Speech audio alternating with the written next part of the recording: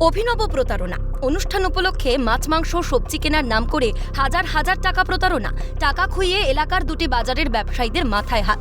উত্তর 24 পরগনার বনগাঁর ঘটনা। কিভাবে চলছে এই প্রতারণার কাজ? ব্যবসায়ীদের অভিযোগ, অভিযুক্ত ব্যক্তি এলাকারই এক ভ্যান চালককে সঙ্গে নিয়ে বাজার করতে যান। চেনা পরিচিত মানুষের সঙ্গে দেখে অভিযুক্তের উপরেও চটজলদি বিশ্বাস করে ফেলেন ব্যবসায়ীরা। এরপরই কাস্টমার আসলো, তার মধ্যে একটা ভ্যানারা মুখছে না, ওরা বাজারে বাজার করতে আসে। ভ্যানারা কাকা কাকা বলে ডাকছে, আমি কাকা ভাই হবে হয়তো। এবার বললো মাছ কত করে, এবার মাছ এই দাম, আমাকে এই দাম। আমি বলছি বড় বড় মাছ এবার নিতে পারবো না। ঠিক আছে 20 কিলো দাম, 20 কিলো 25 কিলো দাম। 25 কিলো ভাবলাম, 12 পিসে 25 কিলো 250 হয়ে গেছে। তা বলছে মাছগুলো কাটছি। তা বলছে মাংসের উপর থেকে আমি কি খাসি না মুরগি? তা বলছে খাসি লাগে মুরগি লাগে। আরে খাসি নিয়ে ভাই ভাইতে যাও, আর মুরগি নিলে বিষ্ণুগঞ্জ যাও। বিষ্ণুগঞ্জ যাবো, দোকানে যায়নি। তাহলে গোবিন্দ দোকানে গোবিন্দ ভালো মাংস দেবো। একজন সবজি বিক্রেতা, তার কাছে এরকম প্রায় 5,000 টাকা মাল মাপিয়ে আবার মালটা তুই আছে, তুই ওর কাছ থেকে 500 টাকা নিয়েছে। কাজ তো 2,000 টাকা দাম। তা দাঁড়িয়ে আছে, আমি কাকা যেহেতু 3,000 টাকা দাও, 3,000 টাকা দাও। আমি 15 টাকাটা দিয়ে আর 4টে মাথা কাটো, মাথা 4টে নিয়ে গিয়ে বাড়িতে টাকা নিয়েছে, তোমার টাকা দেবো, ওদের টাকা দিয়ে দেবো। এখানে 15 টাকাটা মিটিয়ে দিয়ে আসে। তো সমস্যা নেই, আমি ওই মাংসের দোকানে গেলাম, জিজ্ঞেস করছি মাংস দিয়ে বলছে না, আমাকে কথা বলে চলে আসেনি। খাসি দোকানে গেলাম, বলছে আমার কাছে একটা ব্যাগ দিয়ে গেছে, বললো মালটা কাটা, আমি আসছি। আমি মাল কাটিনি, মাল আমার ধরা আছে। সে আমাদের পরিচিত কাস্টমার, সে সঙ্গে থাকায় আমরা বিশ্বাস করে তাদের সমস্ত মালপত্রগুলো মাপি এবং ভ্যানালা। এবার আমরা বুঝতে পারিনি যে সে প্রতারক।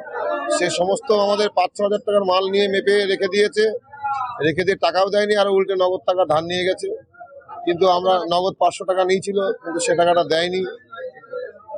উল্টে আমাদের মালপত্রগুলো এখন ক্ষতির মুখে। আমরা এই সমস্ত মালগুলো বেচতে গিয়ে আমাদের অনেক টাকা লস হবে, এখন বেলা হয়ে গেছে।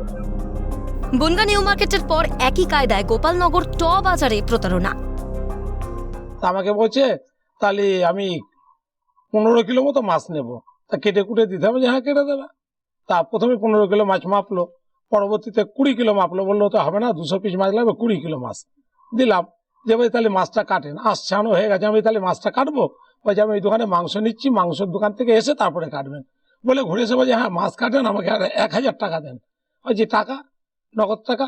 বলছে আমি মাংসের দোকানে পয়সাটা মিটিয়ে দিয়েছি, টাকা কিছু কম আছে, এসে আপনার মাছের টাকা দেবো, ওই সঙ্গে 1000 টাকা দিয়ে দেবো।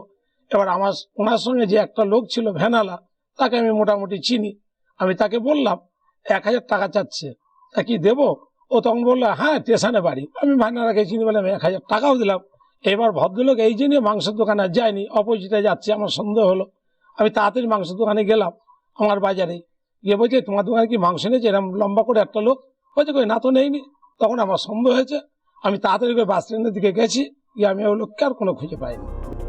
ঘটনার পর ব্যবসায়ী থেকে স্থানীয়দের সতর্কবার্তা পঞ্চায়েত উপপ্রধানের। আমরা সাধারণ মানুষকে অনুরোধ করব এরকম ধরনের প্রতারণায় যেন না পড়েন। প্রতারণার পর থেকে এলাকা ছাড়া অভিযুক্ত। এদিকে টাকা খুইয়ে মাথায় হাত পড়েছে বিক্রেতাদের। সহজেই আয় বাড়াতে ভুল পথ বেছে নিচ্ছে মানুষ। প্রশাসনের দ্বারস্থ হলে মিলবে সমাধান। জ্যোতির্ময় চক্রবর্তীর রিপোর্ট, ক্যালকাটা নিউজ।